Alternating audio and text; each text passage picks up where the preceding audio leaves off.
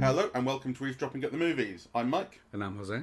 And today we've been to the Mockingbird to see Riefenstahl. Yes. A documentary directed by Andres Veiel, or Veiel, V-E-I-E-L, a German director, playwright, theatre director. I didn't know him. And the film is primarily German language. It's built out of archive footage, clips of Riefenstahl's work. So famously, she directed films for the Nazi regime in the 1930s, most notably Triumph of the Will, which was about the Nuremberg rallies, and Olympia, which was about the 36 Olympics. It's built out of footage of those and a lot of interviews, home footage, things like that from her later years. She lived to the age of 101, dying in 2003.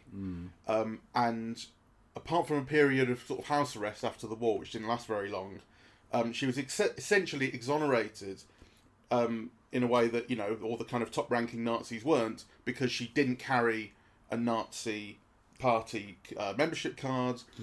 She, you know, was kind of an independent director, but, you know, her association with the Nazi party and with Hitler in particular is very well known. It's not like it was being hidden. And she talked about it throughout the rest of her life, and the film shows her kind of writing and rewriting her memoirs and wanting to talk about her association with Hitler, but deny knowledge of what was going on and that sort of thing. I mean, you know, on one hand, I'm very sympathetic to her. Yeah, or, you know, kind of what you're saying is, well, I'm reading into it, but, you know, the impression that I get is that you think she didn't receive a sufficient sentence. And I think, you know, she was a fellow traveler, she wasn't a member of the Nazi party, etc. What the question that the film asks and answers, right, because, you know, her archive has been opened up, it allows different kinds of information. The question is, was she a Nazi? Yes, the film says. Was she responsible for the murder of Jews? Inadvertently, she was, while shooting this film, where she said, get rid of these people. The film talks about not just in the general sense of her providing propaganda for the Nazi regime, but also specifically an event in which she was filming in the real world. The Polish front. Yeah, on the Polish front, and said, those Jewish, you know, sort of beggars and people scrounging around in the back, we can't have them, get rid of them. And they were not just got rid of from the scene, they were got rid of and murdered. Yeah, they were shot. So the film is very categoric about that. And actually, it raises really, really interesting questions. First of all, I think we should say that she was a very big star in the late silent period, early sound period in German cinema. She directed two of the most famous documentaries ever, which you already mentioned, Triumph of the Will and Olympia. But I think it's hard to overstate how significant those films were, you know, to 20th century visual culture in general, actually, but, you know, specifically cinema. I think the very first film course that I took, you know, as an option as an undergraduate, showed that film, and kind of subsequently, when I've taught film history, I have also shown that film, and it raises, like, you know, really interesting questions of aesthetics versus politics. You know, the films are also, they're very beautiful to look at if you can ignore what they're being beautiful about, right? And that is in itself kind of an ethical kind of question, and a political question. And she developed a whole range of techniques to get these shots, that were kind of innovative at the time. So, let's acknowledge that she had all of that stuff. I think the key thing for me watching this film is and it doesn't just apply to her. I think it's a current question to everybody, you know. And I think, again, I'm applying this to the Trump administration, and I'm applying this to Israel. To what extent are you willing to ignore what's happening around you because your own shit is going well? Because I think that's the central thing, isn't it? I mean, you know, kind of nowhere in the film does she say, oh, like, you know, kind of, I arranged to have that person kind of killed, or I took over his property or whatever because I didn't like the look of him, right? But on the one hand, she was benefiting from all of those people kind of disappearing and, from her ties to the regime, yeah? So she did know what was going on, the film tells us, yeah? And she continued to benefit, and she continued to deny, because, Her denials are some of the more interesting aspects of the film, maybe just because they're also about conflict, and conflict just in the moment is interesting. She's talking on TV talk shows, and she's speaking to producers on the phone. They have all these recordings that she kept of that, where she's engaging in these strenuous denials about what she knew, and it really has the feel of a woman who believes her own bullshit. Yes. It doesn't sound like lying. It sounds like I believe I know it. I've made myself believe it somehow, or I kind of believed it almost at the time. Even I was ignoring it even then. But there's that outburst, where she says, you can't tell what you're thinking because you'd be destroyed. Yeah. People who tell you can't tell the truth. But basically, like Leni Riefenstahl in a very early rallying cry against cancel culture. If you tell the truth, you get destroyed. And yes. It's like and there's all of these offcuts. Seeing these offcuts of a lot of documentary footage that people were shooting interviews with her, but we see the before and after of the shooting, and this is stuff that wasn't supposed to go out and never did go out. We're just seeing it now from archive. Yeah. And again, another interesting moment is where she says, well, the really terrible times only happened after the war. And you think, for who? Right? Yeah. So that continues that sense of denial, or of having blinkers on, or of being so selfish, and so self-involved. Because I think that might be something that could be said in her defense, right? I mean, she is kind of so selfish and so self-involved and so bossy and so concerned with herself and her image as an icon, and her place that she is not seeing anything else, right? I got the impression that she wasn't very bright. Oh no, I that's what a lot of that denial and that kind of thing came across as, is not a stupid person, but someone who wasn't trying to make an argument. It was just kind of flat out, no, I'm not that clever. For instance, at one point she talks about she's constantly kind of saying, I was just following orders. It's not quite I was just following orders. She doesn't say in those words, I was just following orders. But it's, I was given an order, I was given a commission to make this film, and she doesn't. It comes across as stupidity that she doesn't acknowledge that the film she was making thoroughly intersected with politics. Yeah. She sees them as separate. She says there was nothing political in these films, that sort of thing. Yeah. And that plays as stupidity. And at one point she says, I don't believe. I mean, kind of that is absurd. Yeah. She knows very well. And at one point she says, had Stalin given me a commission, I'd have made a film for Stalin. And you're going like, really? But then she doesn't also then say something like the filmmakers who made films in the communist regime in Russia, that you're not talking about them the same way you're talking about me. It doesn't occur to her to make that kind of argument. Well, I see her as supremely intelligent, though clearly not an intellectual. Though it's worth pointing out, that first film that she directed, The Blue Light, I mean, it was written by Bela Balázs, who was kind of one of the great film theorists, so she obviously hung out, with intellectuals and so on before, they were all expulsed from Germany or removed. And you have to be a clever person to do what she did. I mean, a certain type of clever, sure, and a kind of, to make it in that world and to... Well, as an actress and as a filmmaker and as a screenwriter and as a figure, right? So I would not... But when it comes to the defence and the control of her image and that sort of thing later on, it never went the way she wanted, ultimately. We're constantly... But it did go the way she wanted. Well, we continue to question her, call her a Nazi, and she spent the rest of her life being upset about people not seeing her the way she wanted to be seen. But on the other hand, she's someone who survived, who continued working, who continued being a figure in demand, who could charge up to 10,000 kind of marks to speak in Canada, in the 60s.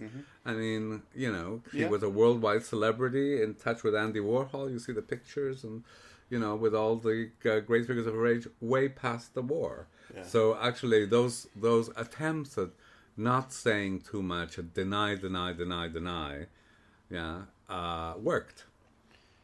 Yeah. Other people were jailed. Other people, their careers were destroyed. Well, quite. She absolutely got away with it. I mean, the whole thing is you're constantly seeing her at a very old age, and you're thinking of all the people who didn't get to live that long, and you get to live in your nice mountainous cottage until the age of 101. There are two very interesting moments for me that kind of reveal a lot about her. One is that German interview where they put her against a working class woman who claims A, she did know, and B, she said no.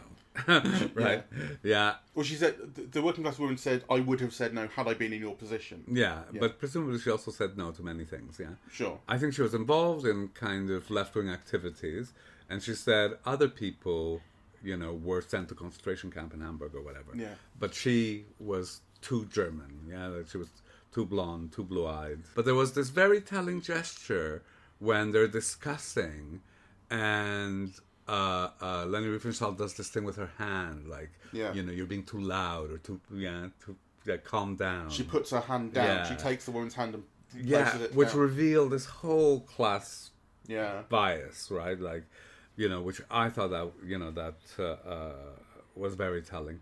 And the other thing is when she's filming the tribe in Africa, and she's hitting them with a stick like animals, to get kind of a particular kind of movement, really. And the whole thing with the kids, which is like she's Miss Imperialista, she comes across in that footage, actually. Yeah, well, she sets up a boxing match or wrestling fight for them. Yeah, like animals. So she's embodying and living a particular ideology in spite of her constant denials.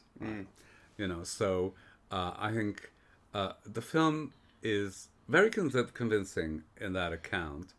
To me, very resonant, with the present moment, because the film actually raises questions about complicity, deliberate or via silence, and responsibility for that complicity, which I think is kind of, a question for us all, at the moment.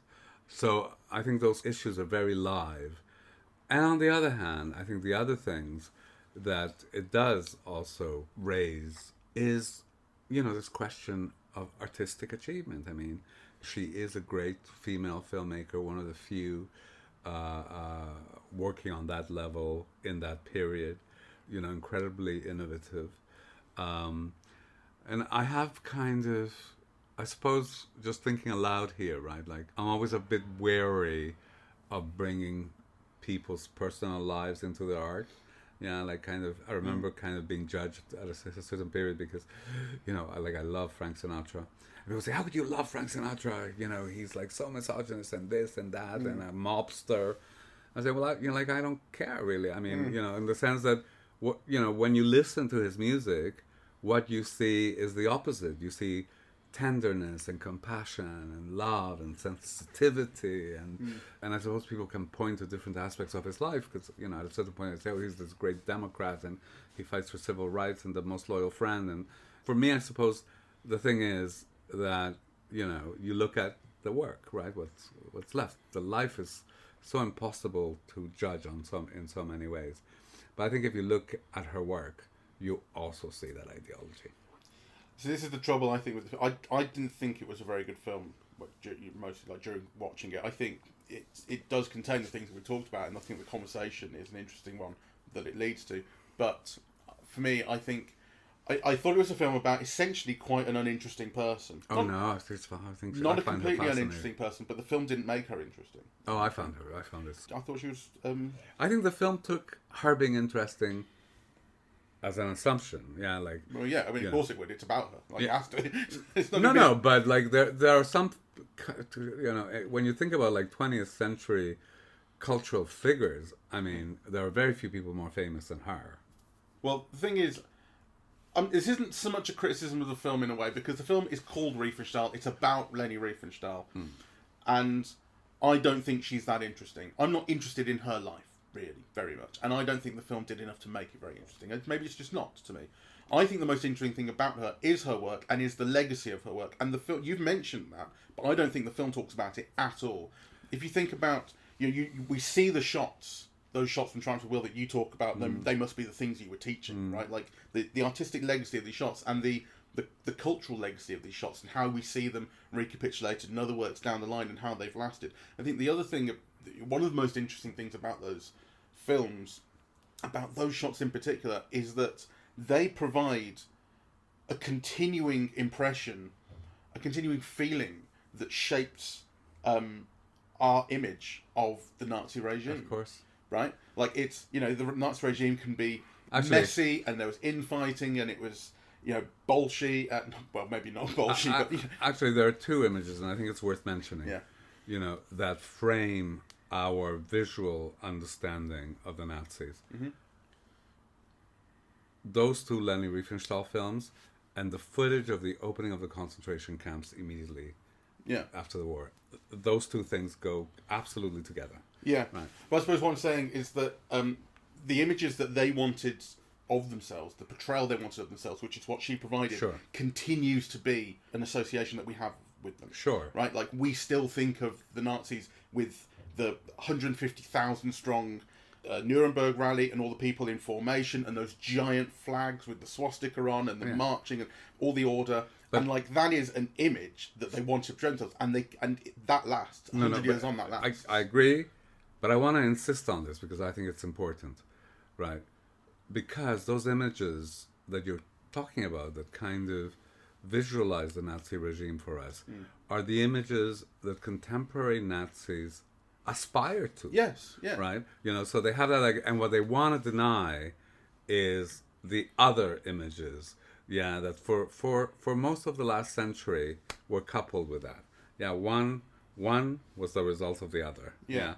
Whereas now, of course, you have all these Holocaust deniers, it never happened, blah, blah, blah. That was faked. Yeah, and all they want to see are these glorious Aryan kind of, Well, what I'm saying is that is her enduring success. I mean, that is, even though the Nazi regime, eventually fell apart and was defeated and Hitler set on fire in a ditch and all the rest of it, that is an enduring success culturally. Yes. We still think of them that way. Yes, and it's an enduring symbol of Nazism. So that, to me, is like the really interesting thing about... Which is owed to her. That, to me, is the really interesting thing about her work.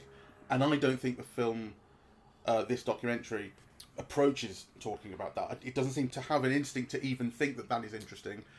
We hear people, when they're talking about Riefenstahl in the film, particularly in interviews and things, they'll say, your work was so innovative and technically interesting and blah, blah, blah.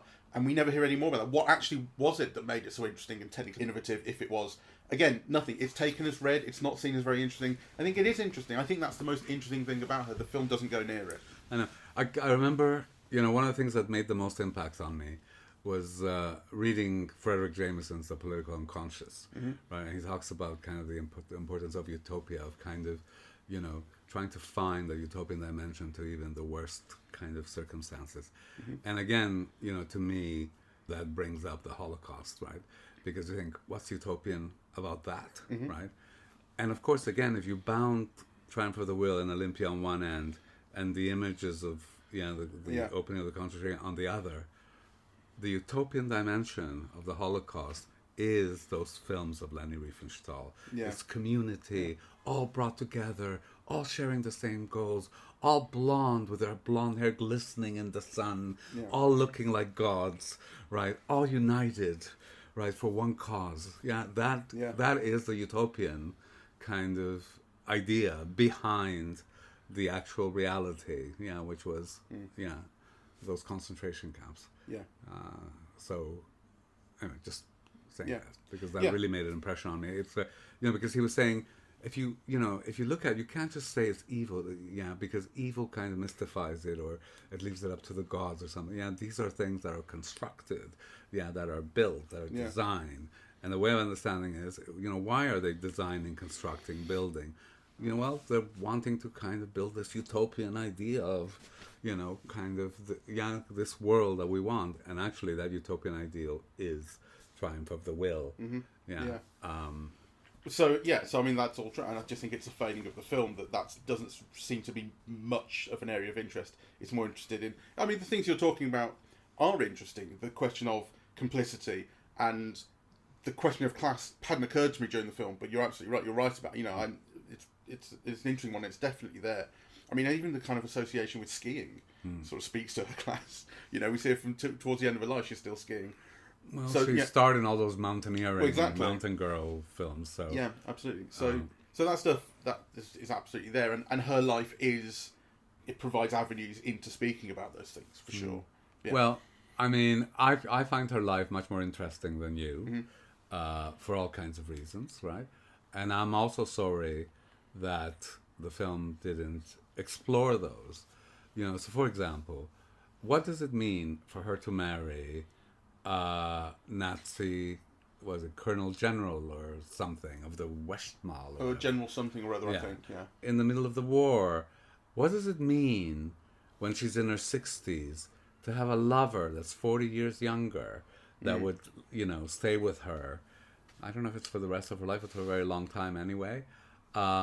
You know, what kind of independent spirit, yeah, because you must have been a very independent thinker to have had the career that she had from the background that she had. You know, she's obviously like an upper middle class kind of background, right? Her father owns, you know, some business. So to have forged an independent career as an independent woman, you know, from the 1920s onwards, that takes some gumption and some self-confidence and, you know, some will, Yeah, right? yeah. So Triumph thereof. yeah, so I would have liked the film to delve deeper, right, psychologically into those things. But I guess maybe that's a sign of how rich the life was, that you can only touch on all of those things, right? I mean, you know, I myself was waiting, because to me, what she was famous for, not really being an expert on her in any way, was, you know, the mountain films, the Triumph of the Will and Olympia, the documentaries, and then her work, yeah, her famous photographs of that tribe in Africa, right? So, you know, I was thinking, when is the film going to get to that, or is it going to ignore that? And it doesn't go, well, that's not fair. I was going to say, it doesn't go into that with any depth. And yet, I'm thinking aloud that there are moments in the film that do resonate and that do amount to a critique. Yeah, kind of little things that we've mentioned, right? Kind of gestures, the way that she positions herself, the way that she throws candy, you know, at the children as if she's some imperial kind of goddess, right? I mean, all of those things, you don't have to, you know, have a voiceover to explain them, to feel them and to see them if you, if you're open to it. Yeah. I think importantly, the film shows her as a liar, right? You know, as someone who, in order to maintain her image, her position, her iconicity, is willing to go to any extent. And I think the moment for that was that moment where she's denying that she knew anything about camps, and then the film tells you that actually all the gypsy children, that worked in her late 30s film were taken from a gypsy camp. And, you know, so the film contradicts her. And then she has this moment, oh yes, and I'm still in touch with many of them today. And then the film shows you that they were all taken to concentration camps with the dates of their death, right? So, like, I've been talking to them regularly, right in my eye, right? So, yeah. And yet, you know, another thing that I found fascinating was the sheer vanity, right? You know, that you see in her filming of herself in the blue light, that you see when she returns to that site, you know, and she's filmed like an older version, but with all the light hitting the right spots. You know, the way that when she's 100, she still insists on being filmed with particular light, and yet you see that she has no eyebrows and they're all painted in and they look very garish in color. Right. Yeah, she says, you must get rid of this wrinkle, as if her face isn't made of wrinkles at this point. Yeah, she's 100 or close to 100 or 90-something. And there's talk throughout the film, talk from her in particular, about beauty. The beauty is the ideal. Yeah. I wanted things to be beautiful. The kids that she sees in Africa are beautiful, and the guys in Olympia are beautiful, and beauty is everything. But she doesn't see that as Nazi, you know, because she says, well, that's a Greco-Roman ideal. I didn't invent it. Yeah, well, that's it. That comes down to or that relates to the way she denies having an influence on the things she was filming. She thinks she seems to. She takes no responsibility for the effects. She takes no responsibility. She implies, at least, that the role of a documentarian is simply to capture. It's not to decide what to capture and to shape what they capture. Yeah. She thinks that she's just documenting, and which is kind of. She says, which is again lying, right? Because sets were built. Yeah, kind of shots were designed. Yeah, yeah, but like she took, she says, I didn't invent that ideal, as you say. That's just the ideal. That's what these people look like. And then she's asked, would you make a film about disabled people? No. Right? Yes. Well, I mean, are you documenting or not? Right? Yeah. Like, No, but we're. I mean, so I think, she's saying, I didn't invent those bodies. Those were real bodies, right? Yeah, but the light didn't hit them that way, and the camera, didn't get it from that particular direction. And also, the person I was making the films for kind of didn't sterilize, like people who didn't, look like that, or didn't think that they could reproduce like that. I mean, anybody who had any kind of illness or deformity, was kind of sterilized, really, in the search of that particular beauty. That was like part and parcel of the policy. So you're either exterminated or you're sterilized, or The film talks about even the guy. Was it the guy who played the Olympus figure, or whatever it was, at the start of Olympia? Yes. Had a mental breakdown and was himself sterilised for being then genetically defective. Yeah, that was the cameraman, not the. Oh, was it? Yeah. Right. Sorry. But that's a very good point. The other thing that I want to mention, which again has resonances, was all the tapings, phone conversations of support for her.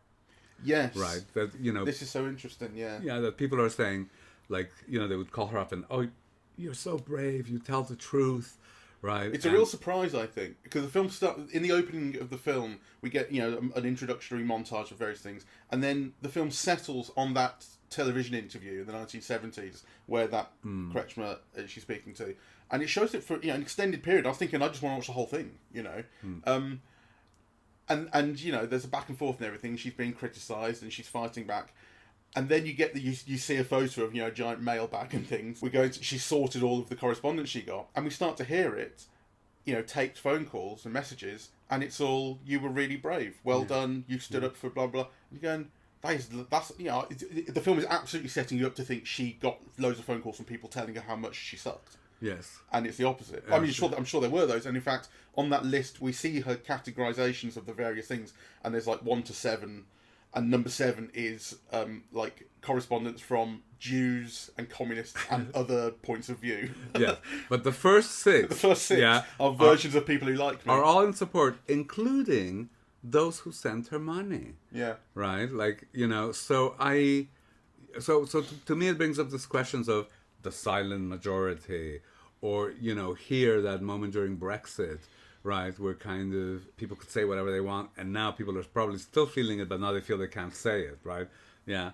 So Leni Riefenstahl's Nazism, her support for a particular set of ideas, still, in the 70s, can't be voiced, as she says. You can't tell the truth. Yeah. But actually has masses of underground support. Exactly. Yeah, to the extent that it feels like the silent majority, right? Like, that kind of Reaganite term, in ways that I think are again kind of resonate in not in direct ways, but in ways worth thinking about. Yeah, with these ideas now of the way that woke is being criticized, or political correctness a few years ago, right? People feeling that there are certain things that they can't say, because they'll be damaged socioeconomically, right? Or despite the fact that it is the biggest business right now. I know. I mean, so there's a YouTuber and sort of cultural critic called ContraPoints, Natalie Wynn, who's a trans woman, and on Twitter some time ago, someone put something about how like Apple and Nike and all the big companies will put up a rainbow flag version of their logo when it's Pride Month. And they go, no, it's so stupid. Like, no one believes that this is just corporate stuff. And she was saying, like, wait until they stop doing that, because that show you where the money is. At the moment, they're doing it because that's what's popular, right? And at least it's popular. When they stop doing it, that's when you really need to worry, and because that's when the right wing, the alt right, the anti woke, all those terms. That's when those people have taken over, and that's what's been starting to happen more recently. Yeah, for sure, it's happening now, right? So anyway, so I think it's a really interesting documentary for all of those reasons, and actually just an archive opens up, new questions are asked, other questions are answered, new questions are thrown up as a result of it. And ones that I think resonate very deeply to me about our current circumstances, with what we see as the United States kind of move into an authoritarian state. It's all, they're playing by that handbook, right? Well, in some ways, they've never really been that far away. I mean, I was reading someone saying, this might be an exaggeration, but I was reading just someone saying the other day that had Roosevelt not been in charge in the 30s and 40s, then America might have got involved in the war on the Axis side, well, that's strange. I mean, there was a huge amount of support, right, for Hitler and Mussolini in the United States in the 1930s. Yeah. So it's probably, I mean, it is an exaggeration, but there was that strain. While we were busy fighting the Nazis, they were holding fascist rallies. Mind you, so were we. We had the Mosleys and things. Yeah. It wasn't unique, but the move. I mean, especially when you think of, let's forget about what America has actually done, because, then the whole thing falls apart. If you just think of the ideals of what America represented and what people believed in, right? Like, maybe people who weren't too well informed, but there was a real belief in what the best of America stood for. The Constitution, the Bill of Rights, all of that stuff. And to think of what's been happening kind of recently and so quickly, right? Kind of where the Constitution is being ignored, the Bill of Rights is being ignored, habeas corpus is being questioned, right? I think this is a film that kind of really resonates, not with people who are actually driving it or doing it, right? But with the complicity and silence and self-interest of the others, that idea, well, it's not about me and I can profit from this and who cares about that, right? I think the film does raise those questions for me. Yeah. About Riefenstahl.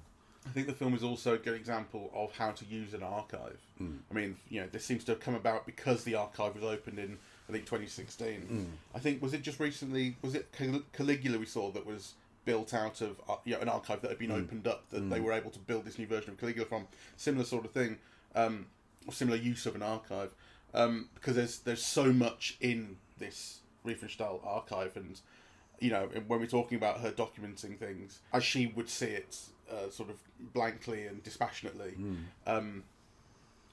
the archive does reflect that. I mean, she was recording every phone call.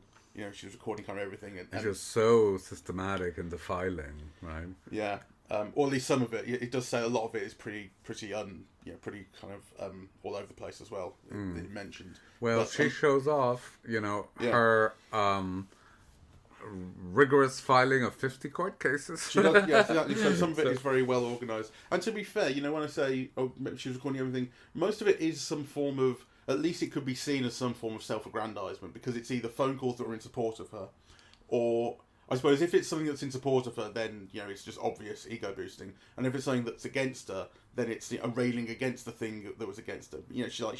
There's all this footage, which I assume has to come from this archive as well. It's footage from those documentaries that we see, which, as I mentioned, is the extra footage that was cut and the argument she was having with the directors and the interviewers and things. And that is, sort of absolutely against her, because she becomes volatile and emotional and vigorous in her denials and things. And also very diva. But, if you're on her side, you can absolutely see that as like, stand up to those fuckers, girl, get them. You could see it that way. I don't know, maybe that's in her archive, maybe that comes from other places. Like, maybe there's no good reason she would have owned that footage. So there's that. Anyway, but I think the film does marshal its material very well. Yeah. And it sets it out, like, the film is essentially non-chronological. I mean, there's a rough move from, let's see, the early life and understand how she got involved with the Nazi Party and Hitler. But throughout the film, we're seeing footage of her later in life and from various different periods, the 60s, 70s, 80s, even the 90s. Because what's interesting, and the way the film is organising its material, is by subject and by tone, rather than by date. Yeah. You know? Well, I mean, to be honest, I found it fascinating, and I think a measure of how good it is maybe in comparing it to how bad something else can be. And last night I saw the documentary on Liza Minnelli, which has had a huge release. And What's it called? A fabulous something. Is it a film documentary? It's on BBC Two. Yeah. Right. But is it a feature? Yeah, feature-length documentary. Right. It's been released in cinemas. Okay. Yeah. Okay. And kind of it's organized around the people who mentored her, so it's very humble in that respect. But if you just think, and it's got fantastic archival footage, right, that one also wants to see. Yeah, but it's a film that's done almost without cinematic nous, right? So ostensibly, Minnelli sweated a lot, perspired a lot when performing. So Halston designed these dresses. What are they called? Yeah, when they shine. Yeah, when they have little beads, sequins. Sequins, right? Yeah. You know, so these sequins kind of become a metaphor for Liza Minnelli, right? And they're filmed almost flat and so close that they look tatty, right? Mm-hmm. You think of all the ways that a camera could have made that image glisten and sinewy and sensuous and evocative, right? And it's just like tatty. And actually, this film, I think, is using all of this kind of footage in ways, beyond the understanding of the filmmakers of the Liza documentary. Mm-hmm. Yeah, it's kind of, I mean, it might not be one of the greatest documentaries of all time, but it's a really sophisticated, complex one with fantastic archival footage, I think. Yeah, so it's worth seeing and worth having a chat about. All right, well, thank you all very much for listening. We're eavesdropping at the movies, and we are on Apple Podcasts, Audible, Spotify, SoundCloud, YouTube, and YouTube Music. On social media, we're on Facebook and Twitter at Eavesdrop Movies, Nazi Stronghold Twitter, and and Blue Sky at eavesdropping.bsky.social. So, you know, we've got kind of the right wing and the left wing social media accounts. And the website is eavesdroppingatthemovies.com. Thank you very much. Bye-bye.